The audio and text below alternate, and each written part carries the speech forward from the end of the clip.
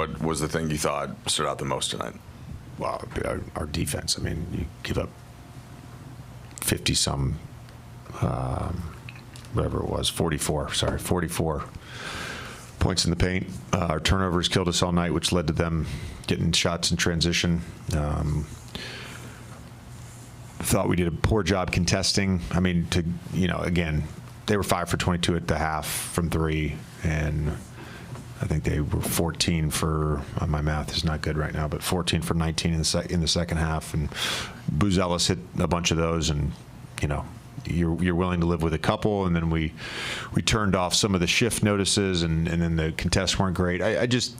You can certainly get into the technicality of it, and you can certainly get into the turnovers for us offensively and how that kind of destroyed our rhythm. But the disposition and the mentality, I don't know if we assumed because we had everybody back that it was just going to be like it was 3 weeks ago, and that's just not the way this works. I think the guys know that, and I'm not saying that's what they assumed. You'll have to ask them that. The thing that we have talked about all season long, though, is grace. And so, the group inherently gets some grace for what this last 3 weeks has looked like. And it's not an excuse. It's just the nature of where a group felt very connected, and then you lose some games on the road, you have some injuries, all that stuff. You got to get reconnected, and that's where our group will get there. We, however, don't have a lot of time to do that, and it's got to be now. It can't be in a week. It can't be in 2 weeks. It's got to be now. It's got to be Monday morning in our film session and our walkthrough for Orlando. So again, I give the group. I love my team. I love those guys.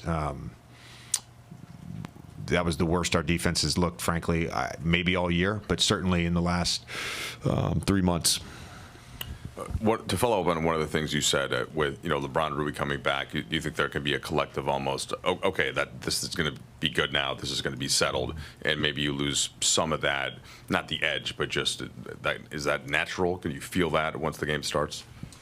Yeah, I mean, I think that's the word that we've used a lot, is edge, and you gotta play with an edge. And I told them this just now, and I don't think this is like a secret, so I'm comfortable sharing this.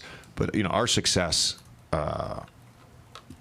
this season since January has been based on our defensive disposition and our ability to defend as a team, and our individual pride on the ball, and our individual pride in doing your job with whatever it may require, a low man, a box out, a gang rebound, whatever it may require.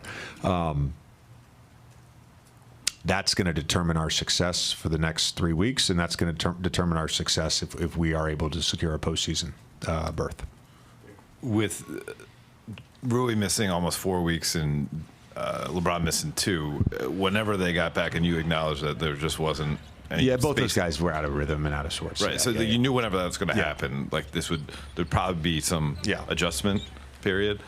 Is it better to almost have it happen, and obviously you should have your team's attention now after, everyone should recognize like we're kind of building from ground zero here, and I think that's a good way to look at it. The ground zero part. I think you have to, again, use the reference points that we've had, but then you have to, this next 12 games, you got to refine your way. It's a